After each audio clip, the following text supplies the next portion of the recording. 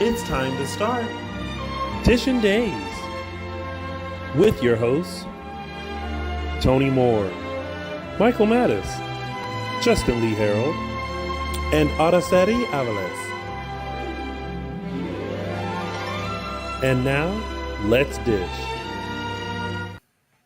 Hello, everyone. Welcome to Dishin Days. I hope everyone had a very good Easter holiday. For those of you celebrating Orthodox Easter today, so happy celebrations to you all. Happy Easter, Passover, whatever you celebrate. We are back after 2 weeks, and it's so good to see everybody. Spring has sprung. Yes, finally, especially here in LA. Yeah. No more rain, fingers crossed. Except now 70 degrees feels like 90 degrees for some reason. So it's going to be a fun summer. I'll take it. Yes. Yes. I don't want to hear anything from East Coast or people who are in blizzard weather, because I'm like, you don't understand. It was not light rain. There was nothing heavy. light. Yeah. It was heavy and it was daily and it was cold. hail. Oh, hail, yeah. Yeah, we like that here. Yeah. Not in that amount. Like not like where like I have 30 seconds to run into the garage. Yeah. Like, that's how fast it came. So anyways, welcome back. We had a lot of fun just in our text messages trying to I was like, okay, we have to leave something for the show. Show. Okay. So before we get into this week, I'll remind everyone to please subscribe to our YouTube channel. Make sure to follow us on all social media platforms. We are Dishin Days Show on Facebook, at Dishin Days on Instagram, and Dishin Days on Twitter. Please follow us on our podcasts, Apple, Google, Spotify, and iHeartRadio. I know there are a few people there were some people who went to the event that Tony was at this weekend. So if you happen to be, traveling, please make sure to catch us on our, our replays and buy our merch. dishindays.threadless.com. Has it changed? Has changed. Has not changed. Yeah. Has not Hasn't. changed. Has not changed. Has not. dishindays.threadless.com.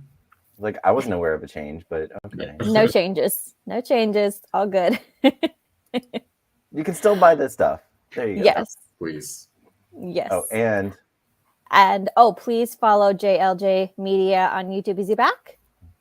He's back. Oh, is he? Oh, wait. I think so. Sure. But he's starting regardless, to do other content. If not the soap stuff, he's doing other things. Yes. Yeah. Please follow our good friend for all content at JLJ Media on YouTube. Yeah. He'll post updates on socials. Yeah. Okay. All right. So I'm not even going to ask, what we thought of this week. We're just going to dive right in because I know that we're going to have a lot to discuss. It is now time to start Dishin Days. We might have get close that time. We'll see. Okay. I went by your countdown, so. Thank you. Yeah, because we can't see the hourglass anymore, and I don't have it. Here, fake hourglass here. Oh, here. Okay, so we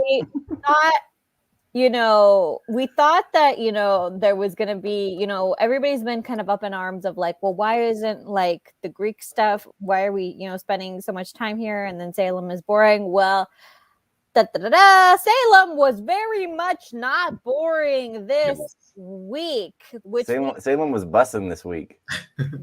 Yes, bussin' breakfast biscuits. Oh, dear, dear, dear, dear, dear. First thing I'm going to say, those biscuits came from Popeyes. Those are Popeyes. The first thing, when she brought out that tray of biscuits, I was like, those are Popeyes biscuits. There's a Popeyes right up the street from the studio. So I know they got them from Popeyes. I'm going to kindly make a request of any PAs who are working on days. Can we confirm or deny this? Or Michael Mattis is never going to hear the end. Let us hear the end of it. I actually watched the credits to see if they maybe credited biscuits provided by Popeyes, but no, they did not. This seems like a lot of money to spend just getting generic biscuits. I mean, but maybe they got a discount money now, so maybe they got maybe Popeyes in Burbank gives a studio discount. Maybe. Right. I'm telling you though, and I even looked. There was a close up of someone eating one, Yes, like we when saw Camila that. was eating one, and and I was like, "Yeah, that's a Popeyes biscuit." Just Because so it you was know, like, Michael Mattis sent us a Yes. close-up picture of the biscuits just to prove his point that they're from Popeyes. yes, Yes. And so now I'm just you're not going to hammer the home point, the point home, like Tony would, but now on your behalf, I would kindly request a PA to confirm or deny this. someone confirm or deny where these came from, please. They didn't come from my kitchen. I know that because I don't put nothing but good, nice love and sugar and flour. If you're looking for vegan stuff, look elsewhere. Nice. Yeah. So Paulina, Chanel, Sloan, Eric, Talia, Jenny, Wendy. Okay, so let's break this so down. before the biscuits, there was, the lead, because we talked about, only talking about the biscuit episode today, but I guess we have to talk about what led up to it. Yes, because now there's going to be a big, like, there's no like, oh, this person's sick or that person's sick. No, they got there quick. They know how these people got sick. So now the question becomes, who done spiked the biscuits? Well, yeah, and they let's see. Chanel's oh my gosh. Chanel's gonna be convinced that Sloan did it. Mm-hmm. Because everyone thinks that Sloan is pulling all of this stuff. She's adamantly saying that she didn't. Yes. Jada, doesn't really believe that she's not doing it. So, but then we found out who did it at the end of the episode. Mm-hmm. Yeah, and it's kind of like okay. Did you guys? I actually caught it when she did it. It was because she was wearing the same pants that she wore in the previous scene, and then when the person came in, I was like, oh, I was like, okay, it's Talia. Yeah. It was like, wasn't Talia in the scene immediately before? Yeah, and she was wearing, like, when she left to turn around to go out the door, I could see, I don't know if they focused on her pants, but I noticed them. Okay. And then when the person came in, you could tell it was a woman because of the body shape, and then when I saw the pants, I was like, oh, she literally just Yeah, and now before we get into the Talia of it all, there was, there's big buildup to basically suggest that Sloan is going to be blamed for this, and she, throughout the week, did not do herself any favors to suggest otherwise. She, it's now, again, she's not doing anything illegal, but she is just showing just how obsessed she is by putting a restraining order against Paulina, by really like going for Chanel's jugular, yelling, I'm going to kill you in the middle of the square is not smart if you're trying to convince people that you're the innocent party. I think it's interesting because on one hand, she's kind of, for most people, the villain in this, even though she didn't do this particular thing, and we don't think that she's behind the notes in the other harassment, even though she is harassing Paulina and Chanel in one way. She's not doing the vandalism, and she's not doing that. But I don't know. It's so weird. It's weird. It's like I don't know if it's not a redemption arc, but it's also going to be one of those things where when the truth does come out, it's one of those things where it seems like half the town is going to have to say something to her. Do you know what I mean? Like either owe her an apology, or maybe their thinking of her will change because of this. So I'm feeling like she's going to benefit from this somehow. Not anytime soon. Well, I mean, who knows how long they're dragging this out, but yeah. Yeah, I mean, and I'll give Eric credit that,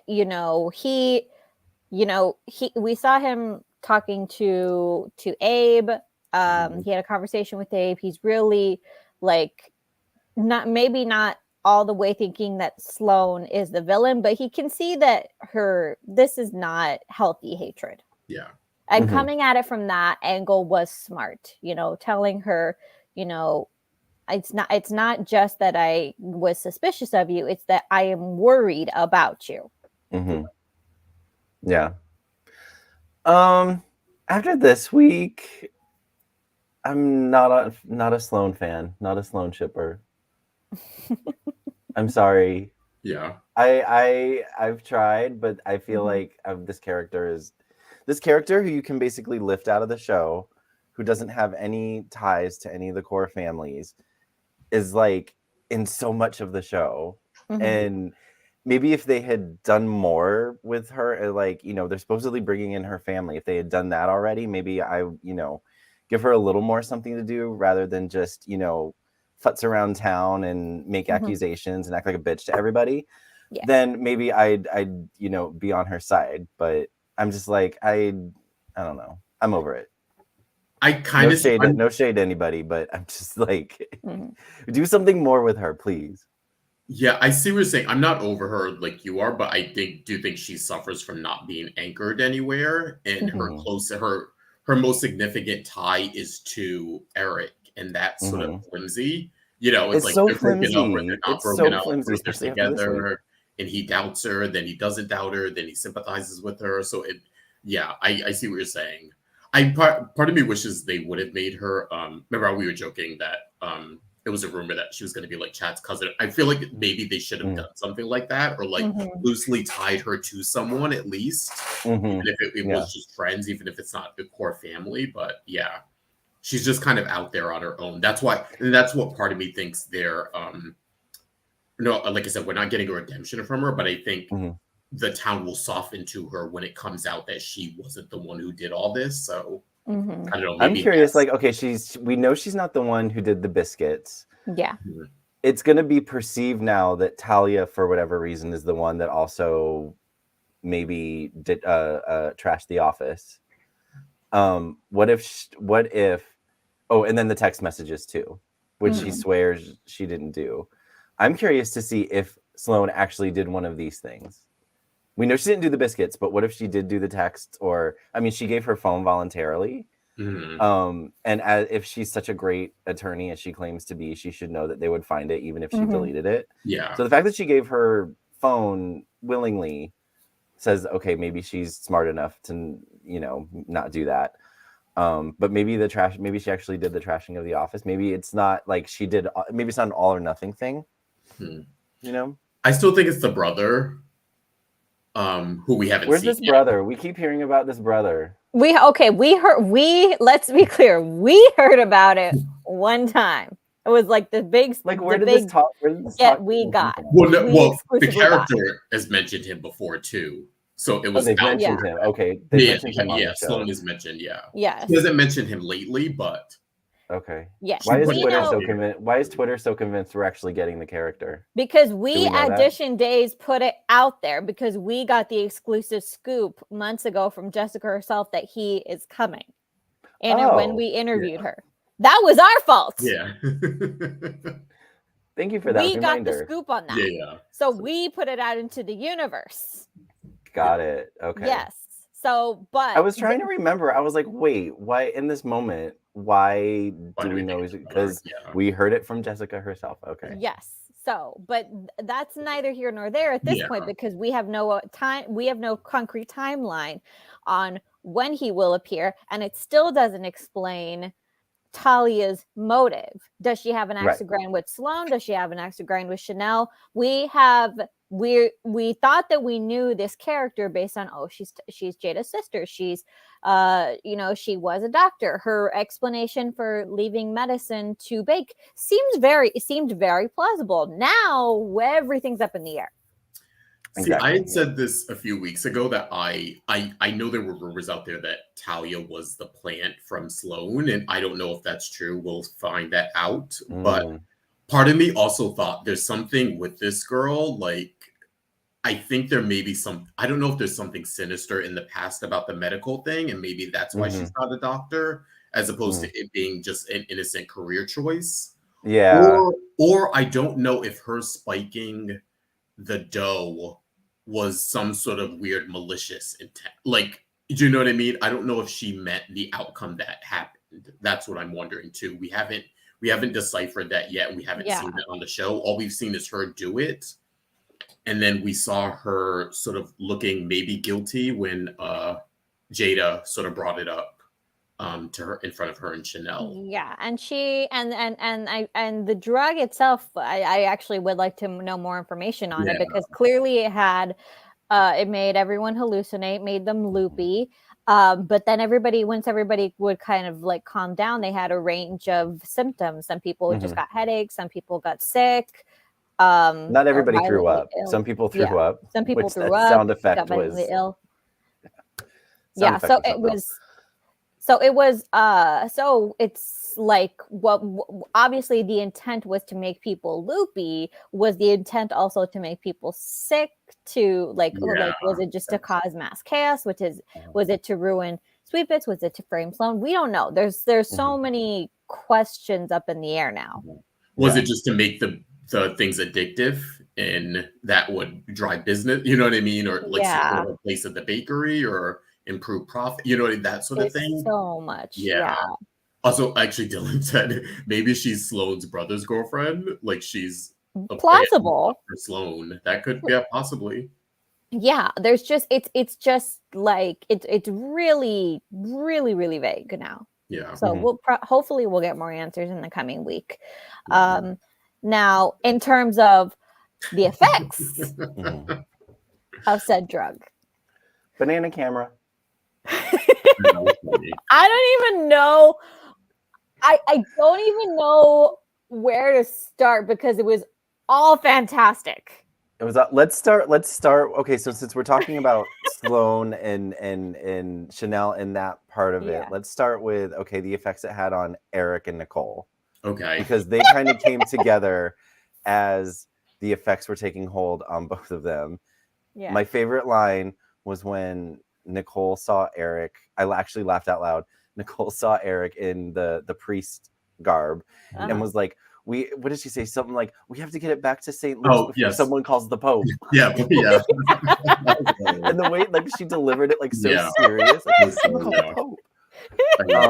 And then and they're the only two that went forward with sleeping with each other. Everyone else got close but didn't actually do anything. Which I'm glad about. We'll talk about another storyline where it was. I was like, it was getting cringy. Let's not go there with this. Yeah. So it made everyone not only hallucinate but extra frisky. Yes. It made them just very like romantic or frisky or And I was joking like I should tweet like that everyone's upset because of the lack of romance. Here's an entire episode of drugged romance, but freaky deaky. I'm glad that they didn't go. We'll get into it with the other couples, but I'm glad they didn't go all the way with the other couples because it was getting a little skeevy for some of it. But I understand the choice to go with Eric and Nicole as being the two that actually would sleep with each other because they have these sort of tucked away feelings for each other that they really still not have dealt with or have not gotten over. So I get that.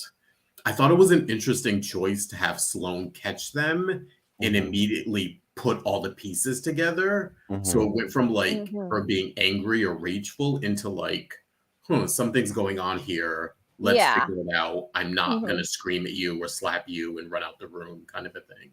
Yeah, that would have been a waste of time. Yeah. So with these two, it's this Eric and Nicole thing, has been a back and forth. They get married. They're married for 5 minutes. Something happens. They break up. Now they've slept together again. Even though they've been apart and had this contention between them. Now I'm like, okay, so what's going to happen now?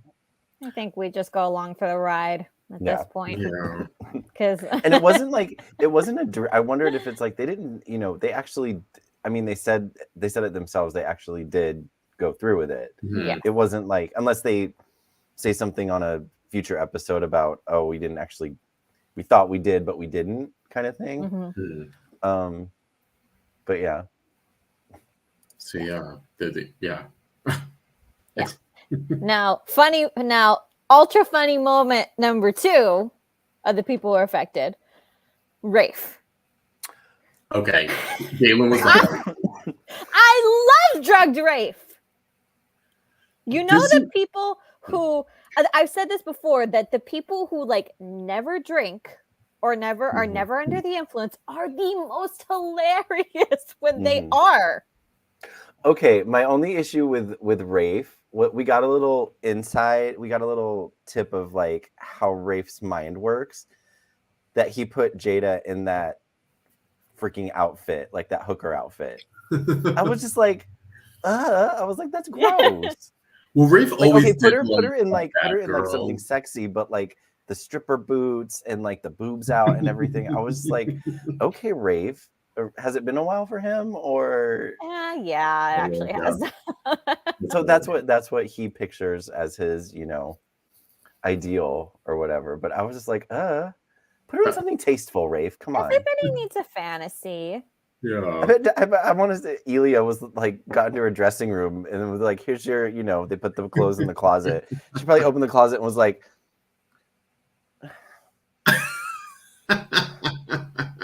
and probably had a conversation with somebody. Anyway, no, she looked great. Everybody needs a fantasy. It wasn't that bad. No, compared to Nicole's it could have been more. I was like, put her in something tasteful, Rafe. Don't put her in like stripper heels. Nicole was in a bikini.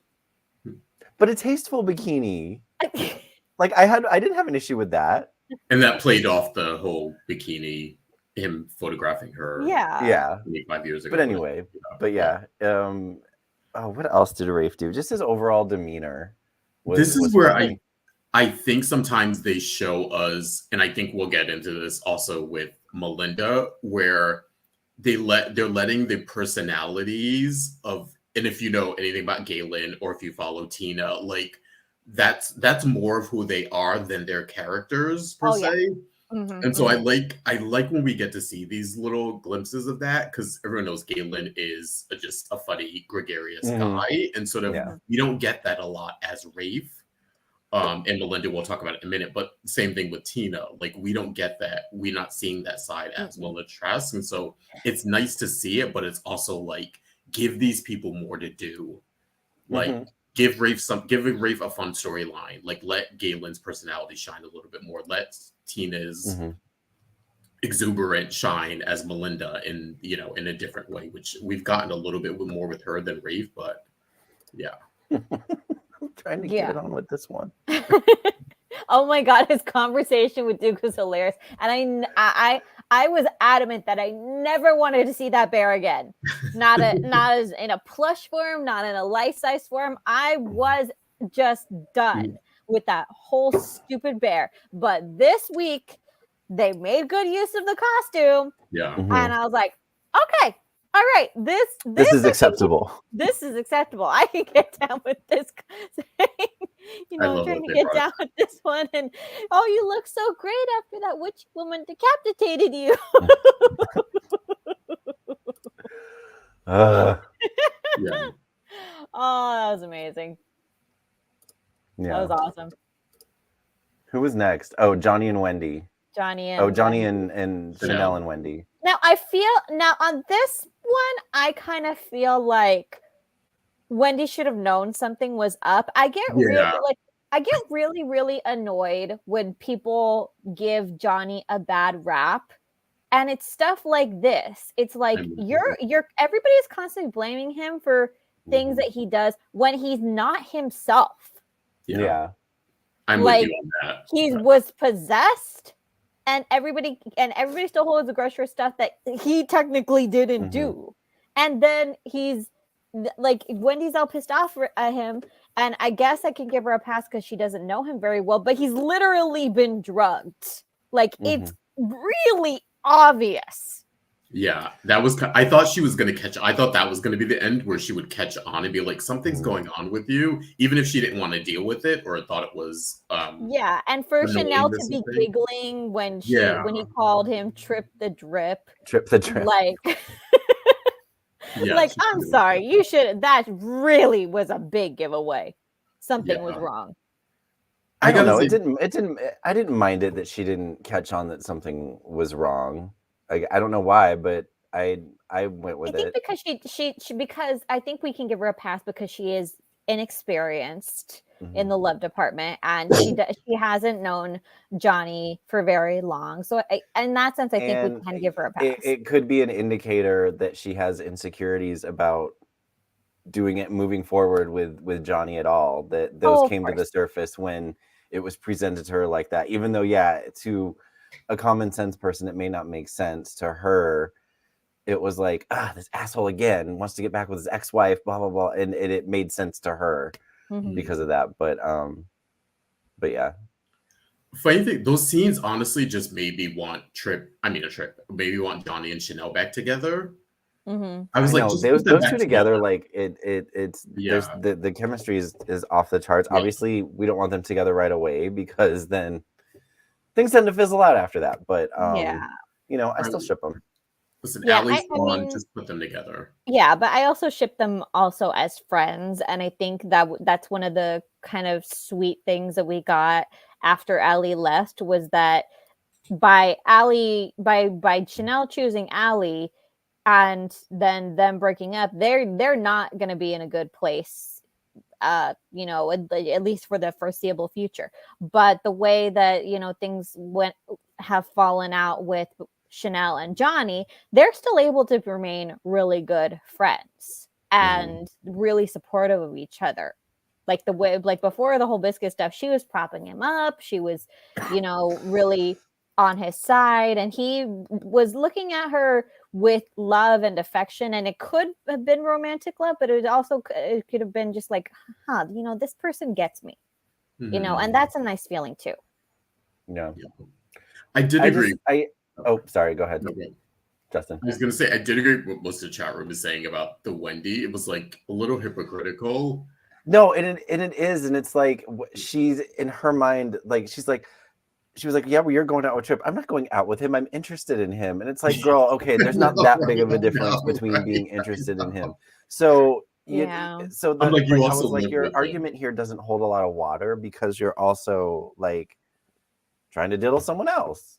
You know, and this storyline, I don't know, because it's like Wendy does not have a definitive connection to either one of these guys yet. Yeah. So it's like, okay, and I'm just like, okay, we need to get that connection. Yeah. For something, you know. Yeah. Well, I mean, a huge part of that is her. I mean, a huge part of that is her inexperience. Mm-hmm. So I do actually I like that aspect of the storyline because I feel like that story isn't told very often of the girl who doesn't have a lot of experience, but is a strong woman in her own right, but maybe just the romantic side has been neglected, and then you start wading into the pool and you're like, this is the one area I don't know what to do. Yeah, like I understand the gut punch of like seeing Johnny, someone who you're technically dating, propose to someone else, of course, but it was like there was no, when he retorted back with the trip stuff, she was just like, oh, whatever, like like you said, I'm interested in Trip, but I'm not with it. But I'm like, you're also living with the guy, and Yep. And I've noticed, I don't know if this has been a conscious decision, but I've noticed the way they've been dressing Wendy lately. I mean, Victoria Grace looks great, especially this week. I thought she looked really well with what they had, what she was wearing, they styled her. But I feel like, I don't know if they're telling that story through her clothing. Because remember when she first came on, it was very like baggy clothing. She was always covered up. And I feel like as she's getting this interest and exploring that romantic life, I feel like her style and her outfits have changed a bit. I'm assuming that's intentional, but yeah. Oh, definitely. And that's just something that comes with building your own confidence. Yeah. So, I mean, I feel bad for her, but yeah, that's a mess. It's another mess. It's going to need to be cleaned up. And then, this will lead into our next storyline.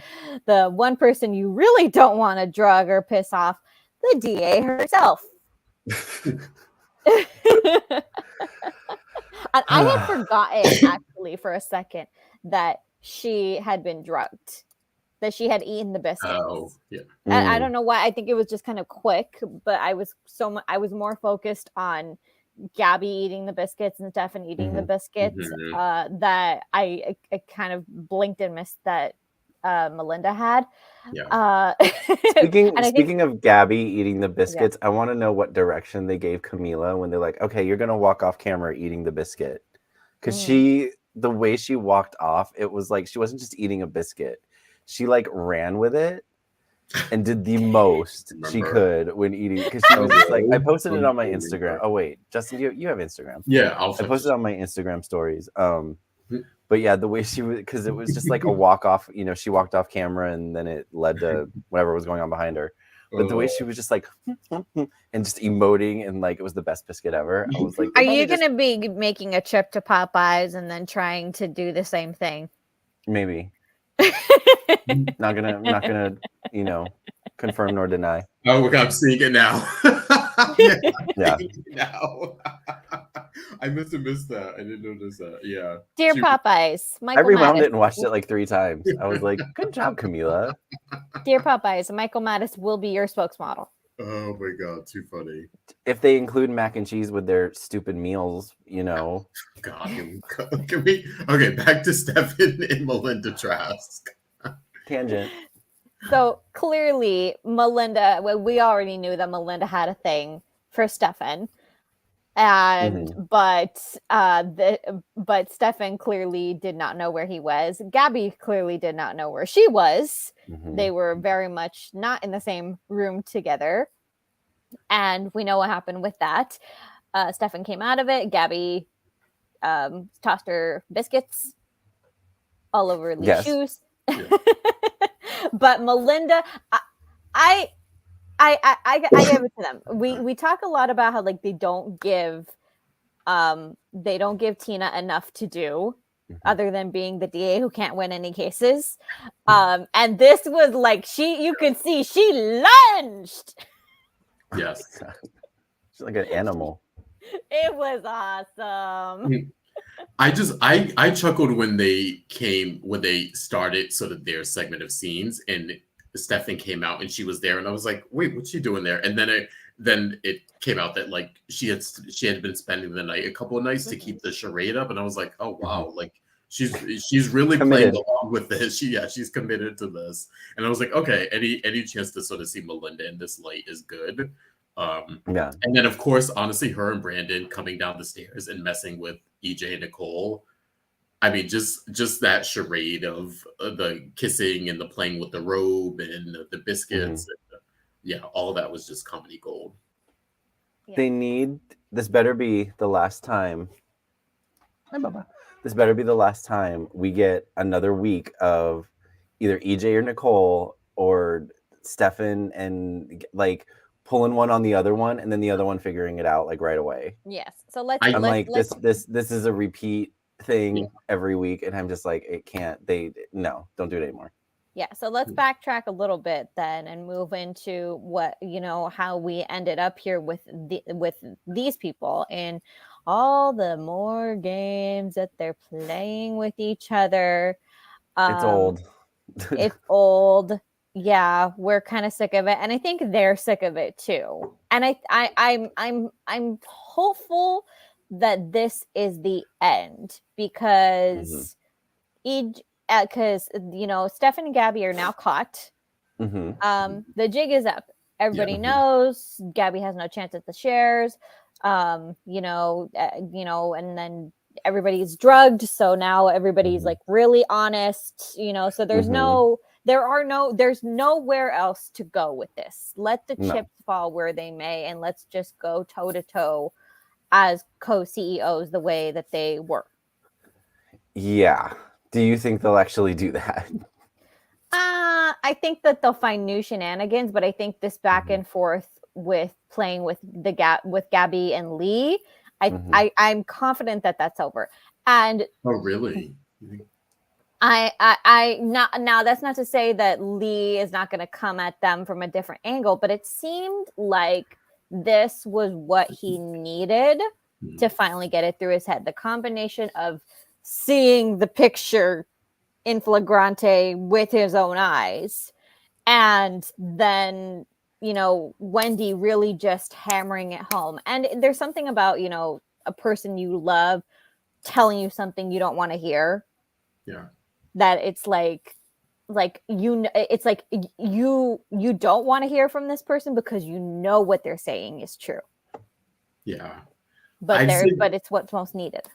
Yeah, I'd say the Lee Gabby stuff is where this storyline was making me very nervous for those 2 days. Honestly, I was getting very trepidatious of where they were going with this, especially setting it up in the beginning with Lee's obsession with her and really focusing on that, and then to have her come back and think he's Stefan.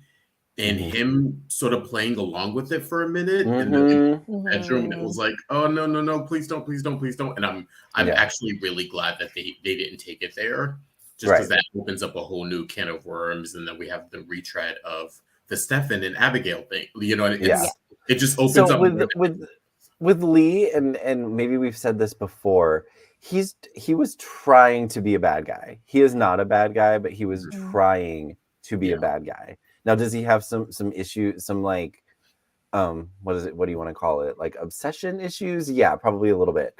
But he was trying to be like on the level of the Demiras, and it's just not him as much as he tries. And, you know, so yeah, and we got proof of that this week, because if he had been on that level, he would have let it happen with Gabi, and he didn't. He couldn't. As much as he is obsessed with her and loves her, quote unquote, he didn't let it happen. Now, I think, you know, I was the whole time I was thinking, oh, even though he knows about Stefan and Gabi, he's not gonna take her shares away from her. I was like, he's gonna try to grovel and try to make it work anyway somehow. He's not gonna. I had no confidence that he was actually gonna go through with his threat. Like, if I find out you're with Stefan, I take all your shares and basically take your life away from you. I didn't really have confidence that he would do that. Yeah, I'm wondering if he's just gonna. I mean, will he try and reignite the deal again, or is he really gonna back off and just say wish them luck? I mean, I don't know.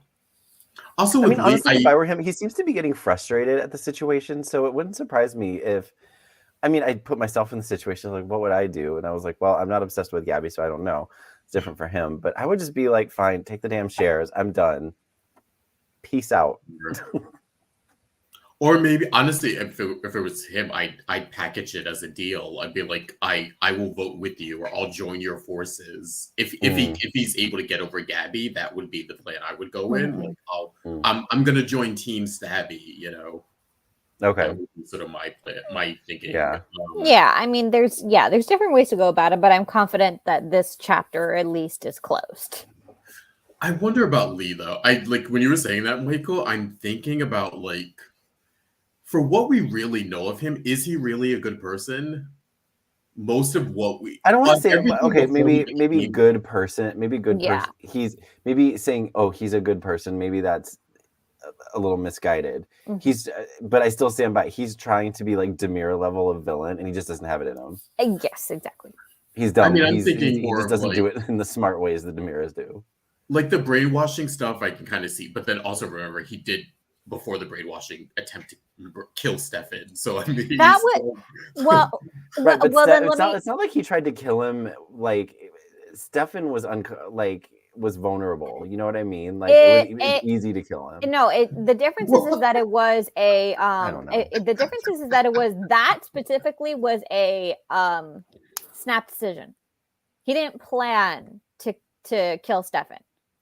Like the Demiras have like plan after plan after plan of revenge. Oh, I'm taking the Demira stuff out of it. I'm not saying he's a Demira. I'm just saying he tried to murder someone. Yes. Oh no. Yeah, but I think that it's like that was very much a decision that was made in the moment. You know, he could have let Stefan, you know, if he really wanted Stefan dead, he could have, you know, done that years earlier. Yeah, so that was, I think, you know, for what it's worth. But no, I think that chapter is closed. I think, you know, at least just, you know, we'll see what happens with the shares and where Lee goes from here. But it seems like, you know, Stabi's full steam ahead. No more games. I mean, we'll see. I feel like all of these stories we had when we started getting momentum with them, the drugs the drug thing derailed things a little bit. So then like this coming week, we'll have to pick up on the repercussions of everything. It's like, okay, where do Johnny and Wendy go from here? Where do Stefan and Gabi go from here? Mhm. Well, I think Stefan and Gabi will probably be. They're probably in the best case scenario of Oh, yeah. Probably, yeah. Yeah. Sure. Yeah. But Yeah. then Eric, Nicole, and Sloan, that mess just became. And EJ. I wouldn't be surprised if Sloan, you know, is just like, oh well, you were drugged, and tries to move on like nothing happened. You know. Oh what yeah, I but mean? EJ's not gonna have that reaction. That's what EJ's not gonna have that reaction. Is Nicole gonna have that reaction, or is she? Or are we gonna go back to?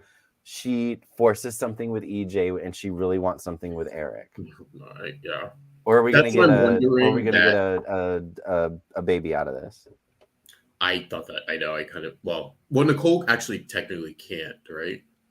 Can she?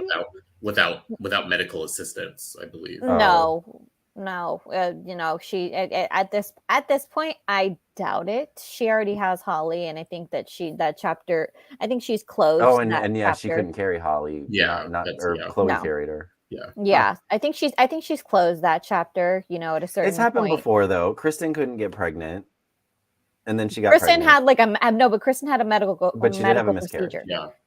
Kristen had a medical procedure before. No, I'm she talking got about in the pregnant, 90s when Kristen got pregnant with John's baby. Yes. In like 96. Well, there was a miscarriage because of Yes, but that was years earlier. Later on when she wanted to get pregnant. Later on, she was told she couldn't. She actually had a medical procedure. Remember, she actually technically that time. Yes. Yeah, Back she had a 90s, medical procedure. She naturally got pregnant. Yes, and then technically she carried Tate to term, and then that's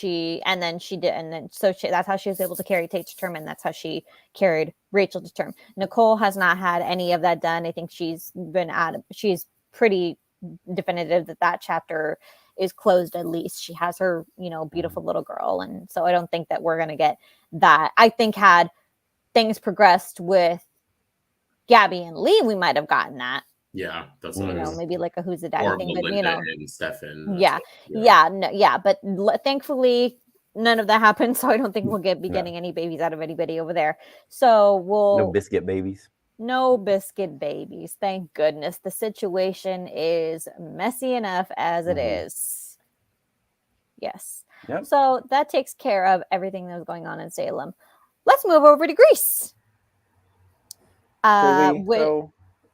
According to Michael Mattis, he is wondering, did the needle move on anything? I guess. Did anything actually happen? I'll put it this way: the stuff with Hope and Harris and that whole thing in the restaurant interested me like zero, however you could say it. Like I was just like, I was like, I get that I think they were trying, they were trying to establish something between Hope and Harris. For me, that had already been established. There wasn't a need I didn't feel like there was a need to go overboard to try to reestablish this. And then it was just like, I felt like it was just a wasted episode. Like something more could have been done in that story for that episode rather than just have Hope and Harris at a restaurant and then the whole dancing thing. I get it was probably fun for them, but I was like, I could have done without this. Just my take. Yeah, I think it was probably just to establish their romance because we hadn't really seen it before. And when we saw it before, it was under the guise of them pretending or kind of pretending, but not really pretending or possibly having actual feelings for each other. So I think this was just set up to show like they really do have feelings for each other. They have chemistry. This is how they date or get along. We really didn't for me, I guess I just didn't need that. Yeah, no, I get it. Yeah. Yeah. I mean, I think they make a good couple. Yeah, I don't mind. They were good on Beyond the Beyond Salem, and they've been good now. I just didn't need like, and this happens with the couples when they have like an episode. This isn't just particular to Hope and Harris. Whenever they do an episode like this with a couple, and it's just a bunch of fluff, I tend to just be like, okay, this is nice, but I don't need to watch this. You know what I mean? It doesn't really move anything along. Yeah, but sometimes I forgive me for being a romantic. I like the quiet moments or the breaking plates moments. Those are the things that just give me all the feels. I was a little upset, not with Hope and Harris, and maybe again when Steve saw Bo and I understand why he was more concerned about where Kayla was than the fact that Bo, who's been dead for 10 years, is now alive. That seemed to be an afterthought. Now, I get that Kayla's his lobster and his wife, and that's what he's trying to do, trying to find his lobster. But the fact when he sees Bo alive after 10 years, I just expected it more to be about him reacting to Bo being alive, and then maybe eventually snapping out and being like Kayla. But it just seemed like he went instantly to, where's Kayla? I don't know if I missed something, but I just expected more of a reaction to about Bo being dead first before it went back to, I need to find Kayla. I think because Kayla is Bo's sister, I think that fueled that, Michael. Then I think maybe if Steve were looking for Kate, I think then we would have had the reaction I think you were expecting. But I think because it was Kayla, it was fueled by like, oh my God, Bo, you're alive. And oh my God, I felt it more. I took it more as like, oh my God, you're here. You can help me find Kayla, like my wife, your sister. That's how more I took it. I understand what you're saying, though. I do agree, though, that he's the only, besides Kate, who I thought had a good reaction. I did like his reaction when he first saw Bo. You could see him stumble back to be like, holy shit, like, Bo, you're alive. Yeah. Like, I appreciated that because I feel like sometimes we don't. That's the natural reaction when you see. Oh yeah, totally. No, there was a reaction. Yeah. It passed very quickly. Yeah. I think if he's been looking for Kayla. He actively doesn't know where Kayla is at this point. And I think like if he been looking for Bo, then it would have been like, oh my God, I found you. Thank you. But he wasn't looking for Bo. Bo's been dead. There was no thought to that he would be in that room. He's supposed to be 6 feet under. Oh. Okay. One plausible reason because I can't let this die yet. The Harris Hope episode and establishing the connection, because maybe some of the audience didn't see Beyond Salem, so it needed to be reestablished. Fair. I think differently, but all right. Also, anyway. I've seen a lot of people not. I don't know. Maybe they don't have an interest, but feel free to watch Beyond Salem. It's up there. You have access to it. It's on Peacock. Maybe I don't know. Different countries or that get days can't get Beyond Salem. It's on Peacock now. So yeah, it's all there. And at first I thought maybe it was one of those where it's the first season was available, but not the second, depending on your price tier. But I have the lowest one, and it's there. So. Yeah. It's all. I enjoyed Friday. I've given people workarounds. There's ways.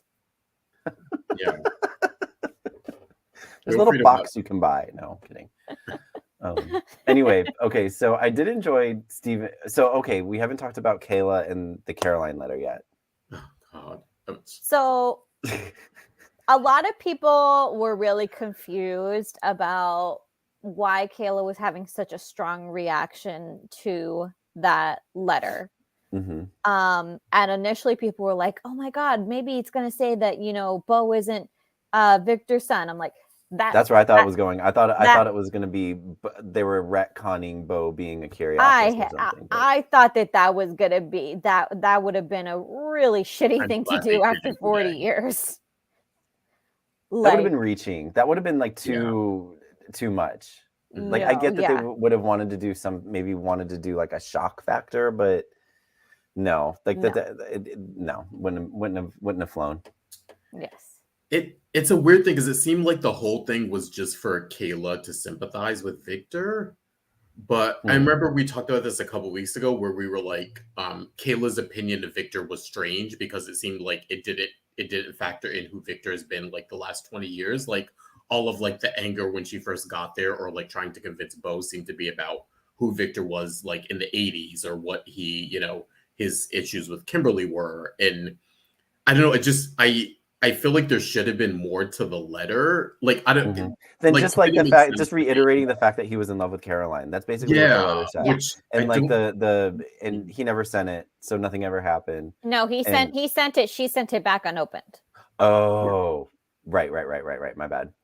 But yeah, also, it was no new information. Like, it wasn't like that letter was like the last 10 years. That letter was how many years ago? Decades ago. Like, it was still when Sean was alive or That's a 60-year-old letter right there. Exactly. I'm like, wait. And it just seemed to, like, her at the end, it was just like, oh, I sympathize. You know, she was telling Steve, I sympathize with Victor. And I was like, oh, well, okay. Like, you either didn't sympathize with Sean, him you mean? Before. No, with Victor. It could be. Oh, well, no, in the letter he says the letter, yeah, she was saying, I feel, or she not sympathize, sorry. She was saying, I feel sorry for Victor. Yes. Ron mentioned something that there was supposed to be that's scene between, I think it was Sean Douglas and Victor. Yes. But John Aniston couldn't film it. So maybe this was like, maybe this was like the place or the, what am I trying to say? That's like the replacement. Yeah, maybe that was the letter, because it was because we saw Bo in the beginning of the episode, then we didn't see him again. No, what? And it was all. I did see that from Ron. Actually, I went back and forth with him about it because we were talking about it. But yeah, I completely forgot about it. But yes, for those. So maybe that's where the disconnect comes in. That it was meant to be. It was meant to be given to us in a different way. Exactly.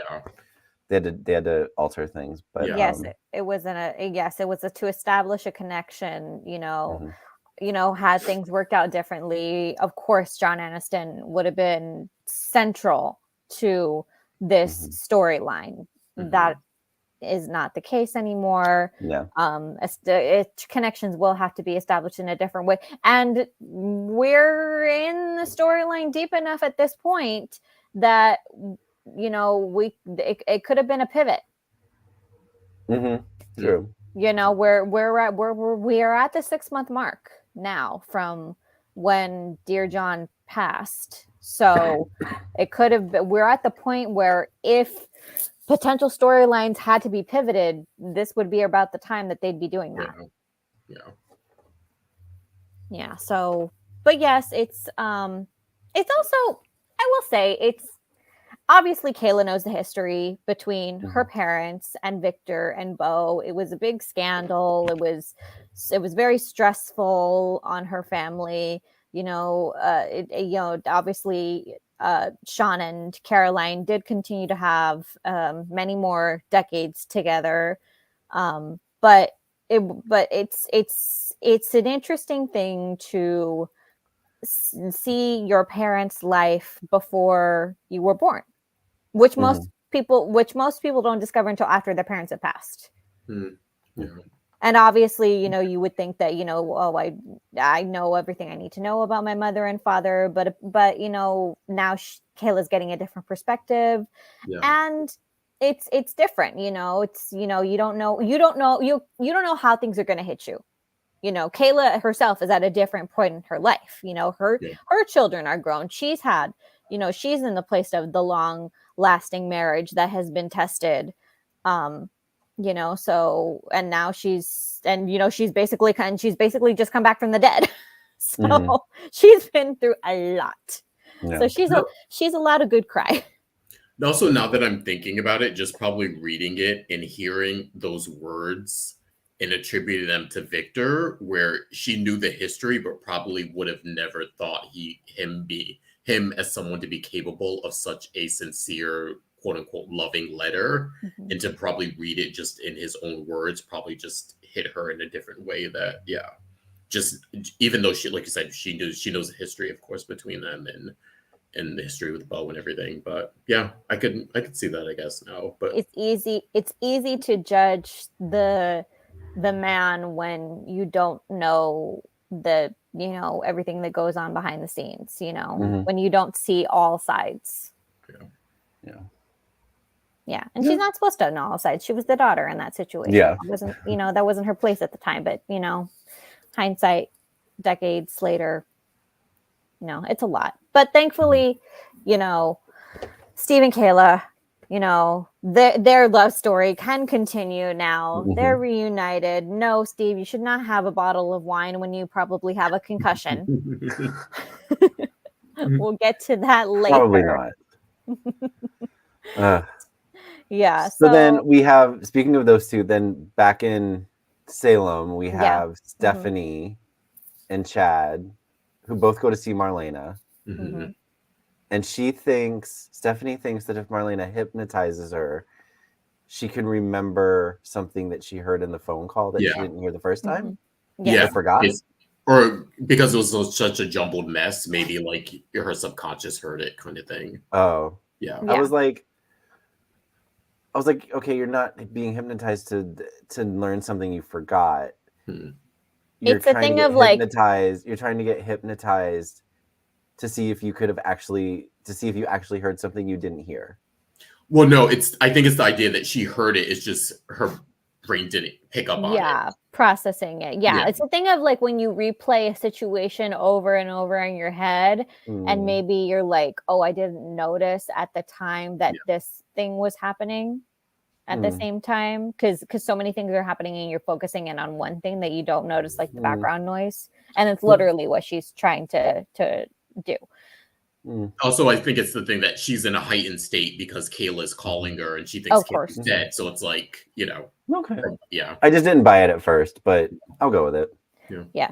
Just go with it because she, it worked. She came up with Victor's name. I know it worked. So yeah. I'm like, yeah. okay, Maggie was very helpful. I was expecting her to say Bo. I forgot the Victor thing. So when she said Victor, it took me back. It took me out for a second. Yeah. So they're on the trail now. They'll figure it out. Victor, does have a couple of properties to look at, but how many are isolated? I'm kind of surprised, but I'm pleased that Maggie actually knew that, one of the properties he kept was his childhood home. It shows the level of the intimacy in their marriage. Yeah. That he would share that with her, that he would hold on to that. Yeah. Yeah. Yeah. So they're. And then Chad got over not there. closure, but kind of got what am I trying to say? Like like Kate's last, like how she died. I'm glad somebody asked. Yeah. I mean, yeah. Come on. Poor Kate seems to be an afterthought, but Brady did sense show that concern. He was? When he was talking to Marlena and he asked about. Did I imagine that? Let's be honest. That passed very quickly. I mean, but it makes sense that it was Chad that was the one to kind of bring it up and be the most interested.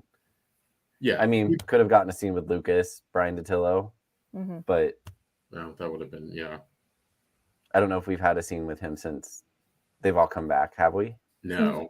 Not since they've come back, but he kind of, but he was helpful in them getting them on Megan's trail, at least. Yeah. So I'm hoping whenever people start remembering Kate, that we'll start seeing more of Lucas and Roman. And it's like, no one thought to look for her body. Yeah.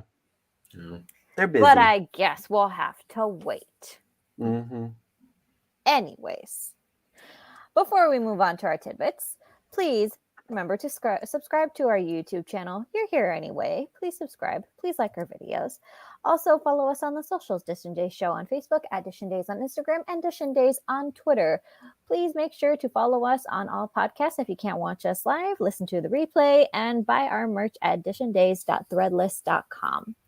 Now, on to our tidbits. And the unlikely friendship of Chloe and Xander that has been causing quite a kerfuffle for Brady and Leo and Alex and Gwen on the other side of that. So, and for Chloe in one moment too. Yes. So yes, kerfuffle. So Chloe messed up. She didn't putting her foot in her mouth would have been an improvement to what she did. Right. So this was the week when we were off when that happened, when she got frustrated with Rachel, and what did she call her? Called her a brat to her face? She said that she hated her. Yeah. I do not believe this was this whole Chloe being so vocally towards Rachel. I do not believe that Chloe would be like that. I just did not. I was like, this is so forced. Oh, you thought this is so forced for storyline purpose. This character is a mom. This character has a child. He's never around, but I digress. She's a mom. And I just don't believe that the Chloe lane that we know would actually get so frustrated with a child to say something like that. I didn't buy it, and I was like, they're doing this for the sake of the storyline. They're not being true to character to force this storyline. That was my opinion. See, Michael, I understand what you're saying. I think if they may have tweaked it a little bit and not have her say like, "Yeah, I agree. Would she say you're a horrible monster" or something like that? Maybe if she like told her to shut up, or like, I feel like something a little more subdued. I understand getting frustrated, but it was just so intense. I was like, Chloe wouldn't say that. I think more of a like, God, Rachel, shut up, or like, you don't know if she had yelled at her but not used the monster thing. I think I understand what you're saying. Like, it would have came off a little bit more believable as someone coming from Chloe. That's what it didn't come off as believable to me. Yeah, I was trying to decide if I agree with you or not based on my own experience. I was like, okay, when did this happen? What did I say? But like, no, you're right. Yeah, there's levels until you get to that, and that reaction was, like even at your worst moment, there's steps before that. Yeah, she just went. She went to 10. Really quick. Yes. But before we get to the Xander of it all, I really must say this again. Brady is so stupid. Say it again. Like I had hope. I had hope that once Marlena was back, he would say to her, can you talk to her?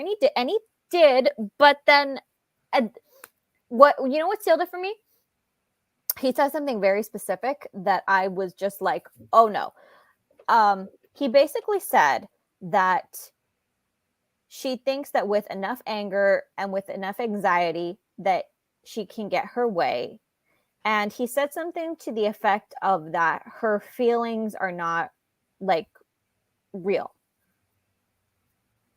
I forget the exact wording, but basically that's what he said. And that basically like, and my takeaway from that was that, children's emotions, just because they're not based in reality, they're based in clearly all her feelings are based in this reality that her mother has created for her.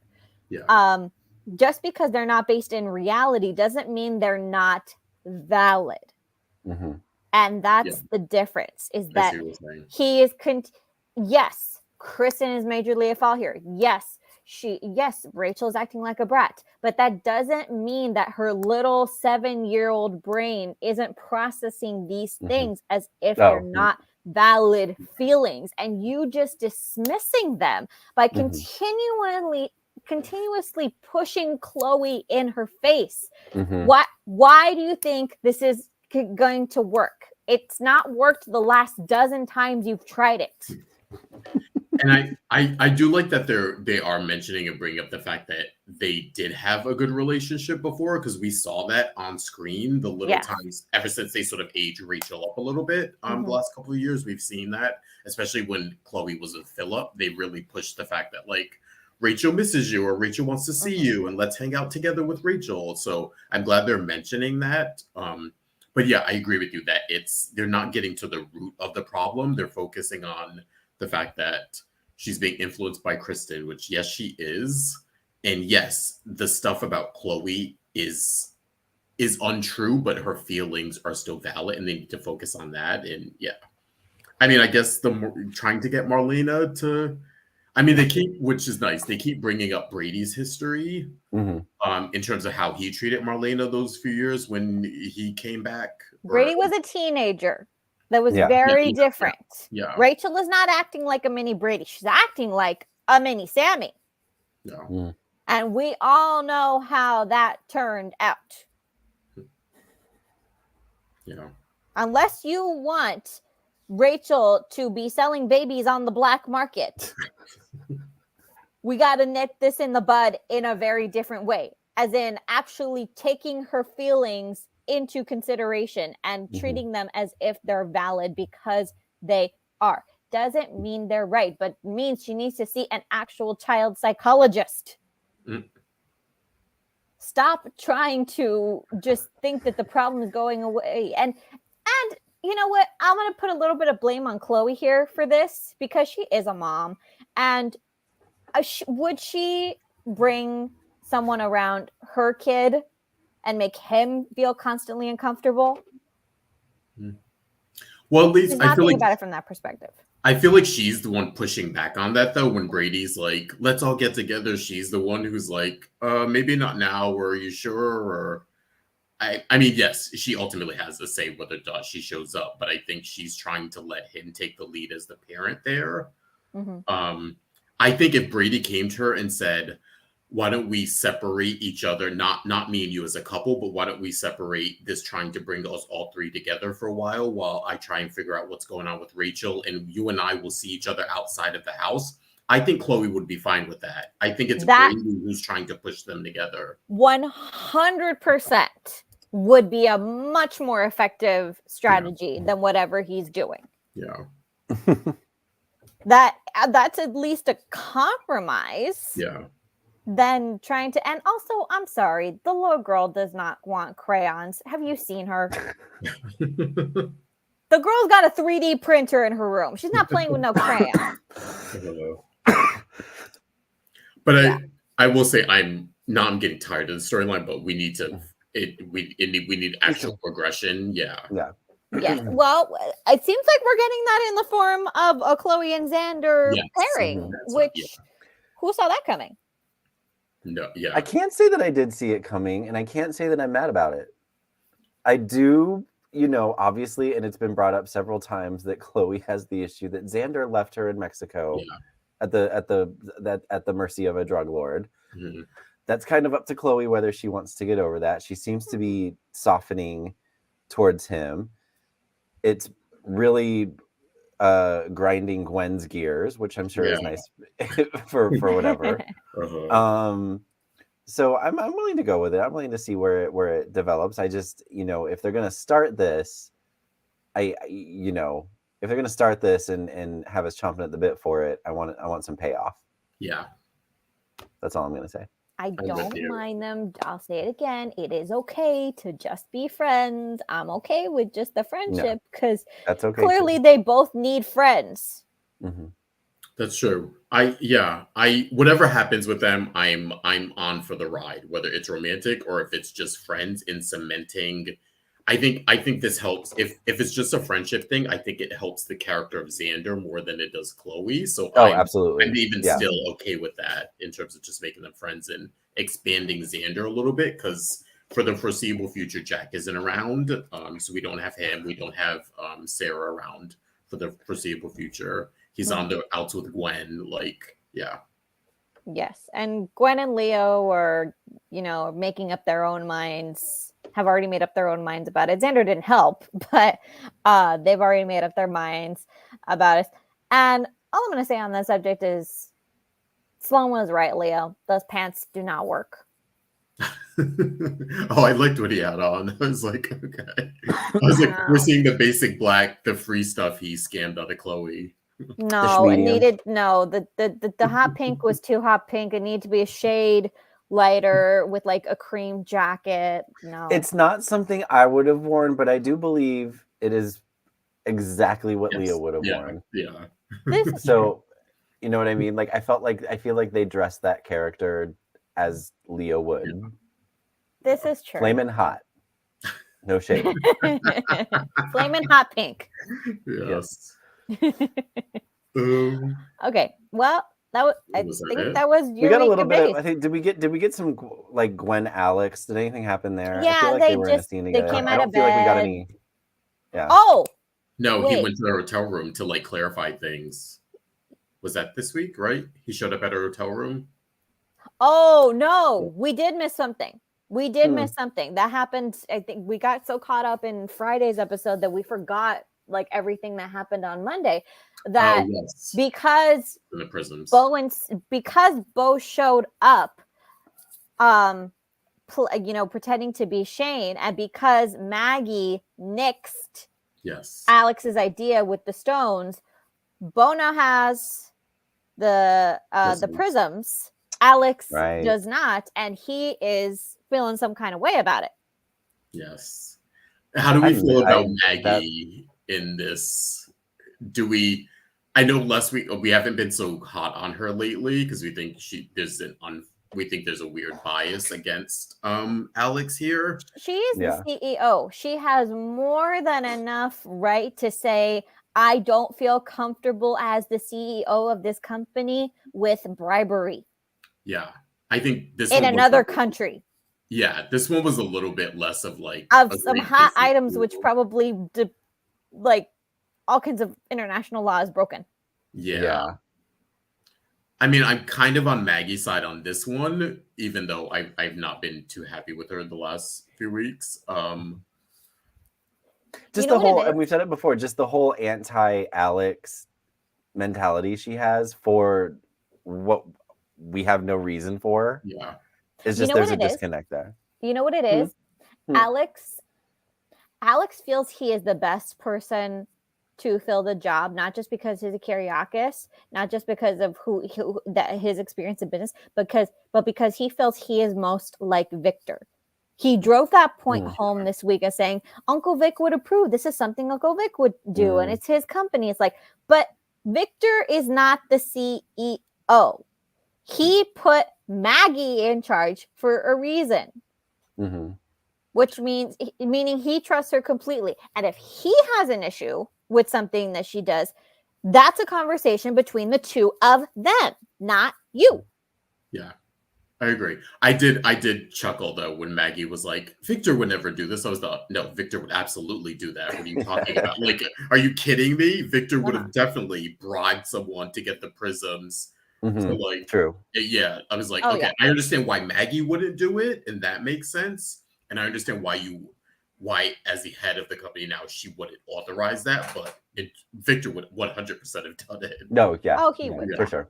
Yeah. He would, but then, Victor of today would also probably get caught by Maggie and then apologize, and then they'd have to we went through a couple of rounds of that where he pulled shit and then she found out, and then he had to get into her good graces, and then they'd be good. Then it would happen again.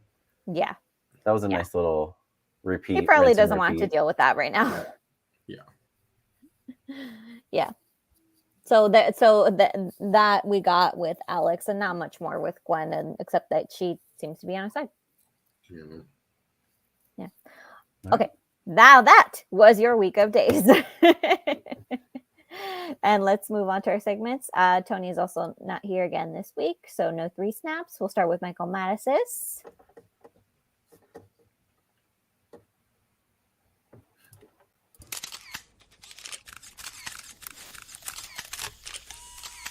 Caption that. All right, this caption comes courtesy of a biscuit-eating, drugged Melinda and Stefan in the Demira mansion. And this week's caption goes to our friend Betty Jean. Betty Jean. Hey, Betty Jean. From Twitter with her caption, hot damn, Sweet Bits biscuits are way better than Chick-fil-A's. I will add to that any biscuits are better than Chick-fil-A's because Chick-fil-A sucks. And y'all know why. And if you don't, Google it and see what they do to gay people. Oh, well, yeah.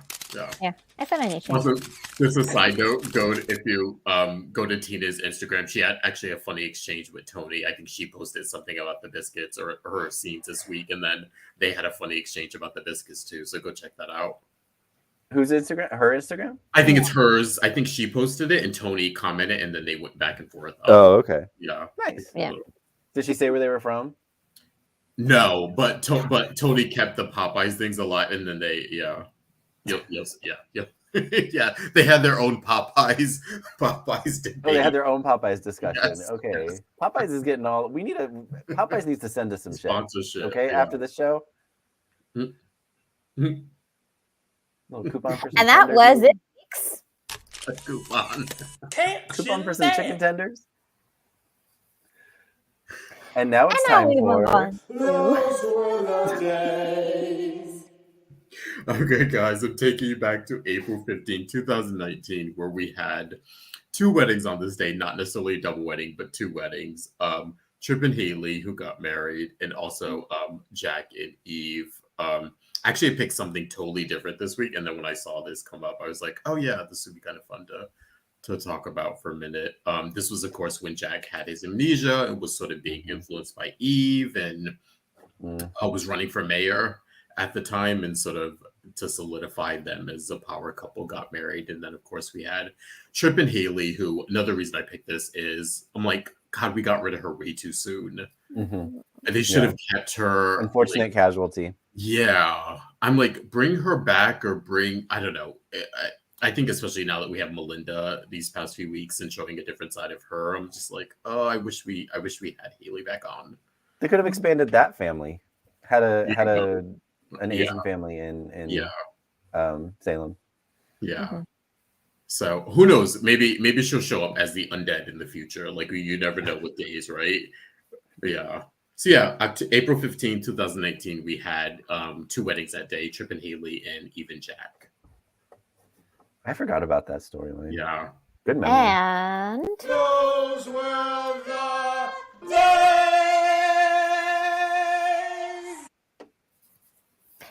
And now it's time for my segment. It's a gift. Now I went back and forth on like so much because there was so much good stuff on Friday, but ultimately I thought it's a lot more memeable than gifable. Like some of it you needed context. So I went with something simpler, which is me every day before work. This is cute. That was cute. This is my mantra. What does that sign say? New breakfast. Treat. Oh yeah, it does say treat. Get them while they last. While they last. Yeah. Yes, I don't need a treat. I just need my coffee. And don't talk to me before I've had my coffee. You won't like what happens. Don't talk to me. Don't try to get me to do anything. Oh, you two sound lovely. Oh no. I've had to have conversations about it. Like I'm really like this is the tone I use. I'm like I'm really trying to be a good person and a nice person and not irrationally. Try not to be on the news today. Stop talking to me. Yes. Yeah. Like I have to use like my fake nice voice. Like you want to walk away right now. Yep. And so that was. It's a gift. And now it's time for news and gossip. News and gossip. Keep doing that. You were like, keep doing that. I'm not used to the sound effect. Yeah. The intro. Starting off some fun. Oh no, this is not where we're starting off. Yes. Starting off with some fun. We had the Days cast actually participate in some extracurricular activities, one of which they did the LA Tough Mudder. If you don't know, it's sort of like the best way to describe it is like an adult obstacle course, sort of like the equivalent of running a marathon, but in strength training. And so from, I'll say, in mud. In mud, lots of. This is very much the before picture. Yes. From I'll say from left to right on my side. The second from the left, you have Tina Hong there, Melinda Trask. Then next to her is Jelana Boatman, who's Carson's wife.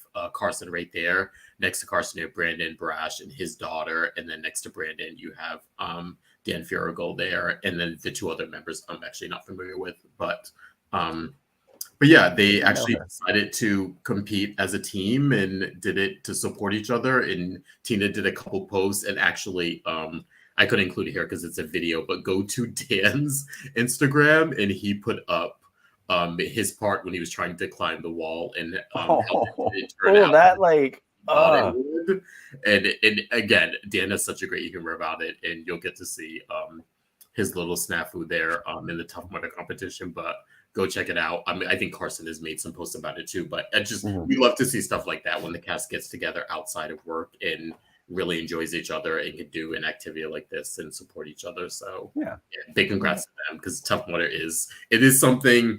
it's not as sort of, I don't want to say competitive or laborious as like a marathon, but it is something that you train for and you get in shape for, and you do it to compete and have fun. Mm-hmm. And so, yeah, big congrats to the Days team who went out for it this year.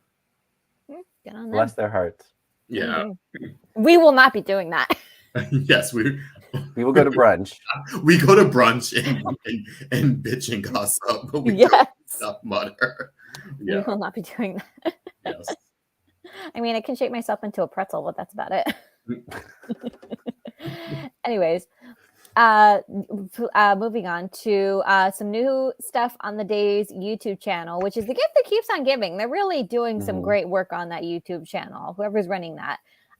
New interviews are up with Tina and Abigail. what's her face? Abigail. Yes, Abigail. Who give us their take on their characters, Melinda and Stephanie. And it's nice to see them kind of go through the history of their characters. Abigail obviously is a recast, but Stephanie has had a very rich history on the show, which she has been informed of. So it's nice to go through all of that. And so is Tina. Yeah. Yeah. Okay. Next up, we have our events that we've been bringing to you. Some of them happening right now, which is again why Tony isn't here. He's doing the Starstruck one, but just to give you another preview of the ones that are coming up. This one is the one with Eric Martzoff and Rick Springfield, Punta Cana, Dominican Republic, October 5th through the 9th. Tickets and information, go to rickspringfieldgetaway.com. Then we have the Starstruck fan event. This one was announced a couple weeks ago. It is the Oktoberfest. Don't go, Michael. I know. I've been to that. Ready for Michael to chuckle. In Silver Lake? Yeah. This one is Michael October 21st through 22nd, taking place in Orlando, Florida. In attendance, Sean Christian and Ariane Zucker, Eric Motzoff, Matt Ashford, Judy Evans, and Mike Manning. So I think it'll be a fun one. So yeah, tickets and information, of course, go to starstruckfanevents.com. And not last but not least, we have our Party in Vegas one. That's Eric Martzoff, Brian Datillo, Dan Furigo, Stacey Hyduk, and Brandon Beamer. Please feel free to go to Stacey and Brian Datillo's pages for information. This one is a Party in Vegas, which actually looks really fun, and it does look really fun. I know. Yeah. something we could feasibly do in a couple. I was doing a little math while I was reading this. I was doing a little math. I was like, oof. Really, can we go to that one quickly and get back in time for the show? But yeah. Right. Live from Vegas. But yeah, go check that one out. And last but not least, we have our virtual events with Spectrum Celebrity, which if you have not participated in, are really fun and really intimate. And again, they're not face-to-face, but they are the virtual ones, which sometimes can be better in terms of getting one-on-one time with the stars. First up, we have Mike Manning, who's Friday, April 28th at 8 p.m., 5 p.m. Pacific Standard Time. And then we have the lovely Stacey Hyduk, who's the next day, Saturday, April 29th, 1 p.m. Eastern, 10 a.m. Pacific Time. All tickets and information, please go to spectrumcelebrityevents.com.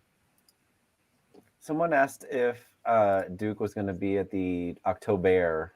Oh, right? That I think they're missing. There will be no Duke. That one, yeah. There will be no Duke. There will be no Biscuits. The end. That's disappointing. No Biscuits. You're in the South too. Could you go? Oh, you You're can Orlando. go get your own biscuits, Michael Mattis. And I will. Oh gosh, you are lucky Tony's not here. I'm like this when Tony's here. What are you talking about? I know. I am saving Tony from this conversation. All right. Now, let's take a look at what is happening next week on Days of Our Lives. There is no limit to what we can accomplish. Did you find anything? Now, what are you two crazy kids doing here? The person who took Kayla was Uncle Bo. Hello? Anybody here? Oh, dear God. Okay. That looks I'm decent. really excited for next week. Yeah. All right. So all of you have been complaining and complaining and complaining. It seems like your wait is over. It seems that way, doesn't it? It seems that way. That might be the last day when she turns around and then it She turns cuts. around, and then they're like, "Well, that was a great return for Bo and Hope. We'll see them again later."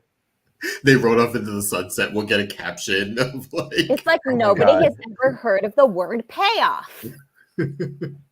I'm more excited for Megan and Kristen. That's the reunion. I know that could be good. Yeah, That could be good. I'm looking Yeah, forward to that seeing the one. two Demira ladies, Women, the two last, Demira badasses. Yeah, I last don't remaining think- surviving. and we get it. We get treated to another Eileen Davidson return. I don't Yeah. think any Demera. We get a lot of Demera brothers. I don't think Yeah. we've ever gotten Demera sisters at the same Because it was time. only it was was only Kristen and Kristen. Lexi for a while, and then that And Lexi and Kristen were never they were never Yeah. like those. Yeah, never on when they were bad together. So yeah, that'd be interesting to see. Yeah, the two women. yeah, this is And Eileen, that was a shock. I was like, I have many questions. Yeah. I like that. Hopefully, she hopefully they'll be answered this coming week on Days of Our Lives. They said it's over. There was no question mark at the end of that over, so I'm taking it to mean we're getting what we wanted. We shall see. We will know by next Sunday when we're sitting here. We will know. Mm-hmm. We will know what we done got this Mhm. coming week. Okay. Well, that has been our show, everyone. Thank you very much for joining us. Please follow us on all our social media accounts. Dishin Days Show on Facebook, at Dishin Days on Instagram, and Dishin Days on Twitter. Please make sure to follow Mr. Michael Mattis. I'm on Twitter and Instagram at ML Mattis if you want to see what Bimby's up to. Yes, I see Mostly Bimby's his been account. running around you as you've been sitting there. He's laying behind me now. Yeah. And please make sure to follow Justin. On Instagram at Justin Lee Hareld. And you can find me now on Twitter and And she's Instagram. posting people. She's posting stuff. Yes, you are. Posted a cat yesterday. I get Riveting. the back of her head. 'Cause she's spent all this money on her bed and she sleeps on a towel on the couch. Anyways, you can find me on Twitter at Araceli, and you can find Tony everywhere at Lounging with Tony. Yes, and as of now, Tony will be back next week. Yes. He was in New Yes. Jersey hosting the Starstruck fan event Yes. in New Jersey. Yeah. So he'll be back next week. Yes. Yeah, He's been doing day stuff. He's just not here. Mhm. So look for that content. Hopefully, some people are starting to post from the event. So Yes. It looked like everybody who went had a lot of fun. And I'm There were a glad. lot of people. They showed like a wide shot of the room. They got a lot of Really? people. Yeah. Like a giant, like for the stuff they did in Burbank, I would say, Oh, like no, it 3 was not times. that many. Huh? It was not that many. Oh, in Burbank. Yeah. Oh, yeah. No, Yeah. the New Jersey crowd was big. They got a lot of people there. yeah, I think you're pulling a lot of East Coast people who are nearby who can Yeah. get to Jersey and Where are my West Coast people at? On the West Coast. Flights are expensive. Well, if you're on the West East Coast, Coast- it's East, not East Coast, you can get places I mean, easier and the cheaper state's than you just can so on West bigger. Coast. Yeah. Yeah. I mean, if you're in Jersey, you can come from New York, you can come from Boston, you can Mhm. make that trek, but you're not coming from Vegas to drive down to Oh, no. It's not as easy as what I'm saying. Mhm. Okay, so that was your week of days. That was our show. Thank you so much for joining us. We will see you next week. Bye. Bye, everybody.